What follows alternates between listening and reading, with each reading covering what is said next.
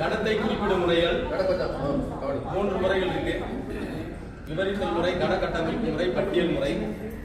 இந்த விவரித்தல் முறைங்கிறது வர்ணனை முறை. இங்க இருக்க திண்டுக்கல் மாவட்டத்திலிருந்து திருநெல்வேலி மண்டல அளவிலான கணித பட்டதாரி ஆசிரியர்களுக்கான திறன் வளர் பயிற்சியில் கலந்து கொண்ட ஆசிரியர்களின் கணம்.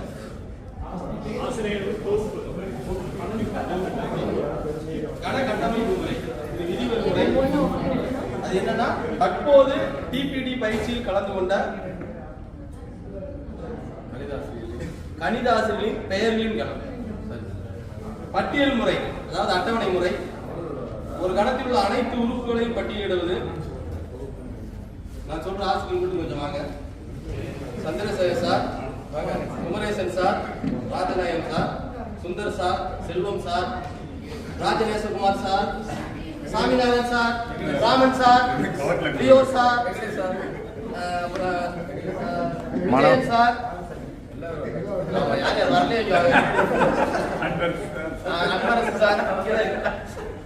முருகன் சார், கொஞ்சம் ஒட்டி ஒட்டி சார்.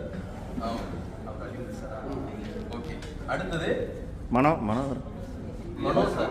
போ அங்க அடுத்தது இவங்கெல்லாம் இதெல்லாம் சேர்த்து பட்டியல், பெயர் பட்டியல் சொன்னோம்ல, அதனால அது பட்டியல் முறைன்னு சொல்லி நம்ம அறிமுகப்படுத்துறோம். அம்மா மட்டும் போடணும், எல்லாரும் வணக்கம் சொல்லிருங்க. நீங்களும் வணக்கம் சொல்லுங்க. ரைட். அடுத்தது கணங்களின் வகைகள். வெற்றுக்கணம். கணங்களின் வகைகள்ல வெற்றுக்கணம். இங்க இருக்க நாங்க எல்லாருமே பறக்க போறோம். ஓகே. ஓர் உறுப்பு கணம், ஓர் உறுப்பு உடைய கணம். இதுல வந்து ராமன் சார் மட்டும் போய் உட்கார்றாரு, அவர் மட்டும் எடுத்துக்கலாம். முடிவுறு கணம்.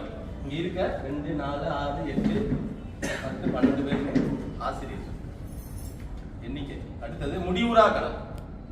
இங்க இருக்கவங்க, அங்க இருக்கிறவங்க, தமிழ்நாட்டில் இருக்க ஆசிரியர்களை எண்ணி பார்க்கலாமா? எண்ணிக்கிட்டே இருக்கலாம், எண்ணிக்கலாம், ஆனா எண்ணிக்கிட்டே இருக்கலாம். ஒரு லிமிட், அது ஒரு புது போகுது. வானத்துல நட்சத்திரங்களின் எண்ணிக்கை. சமான கணங்கள். A, B என்ற இரு முடிவுறு கணங்களில் உறுப்புகளின் எண்ணிக்கை சமம். இங்க இருக்க சேர், 2 சேர், இந்த 2 சேர் எடுத்துக்கிறோம், இது சமம். இங்க இருக்க ஒரு சேரையும் ஒரு டேபிளையும் எடுக்கிறோம், அது சமான கணம். உட்கணம். பயிற்சியில் கலந்து கொண்ட பெண் ஆசிரியர்களின் கணம். தகு உட்கணம்.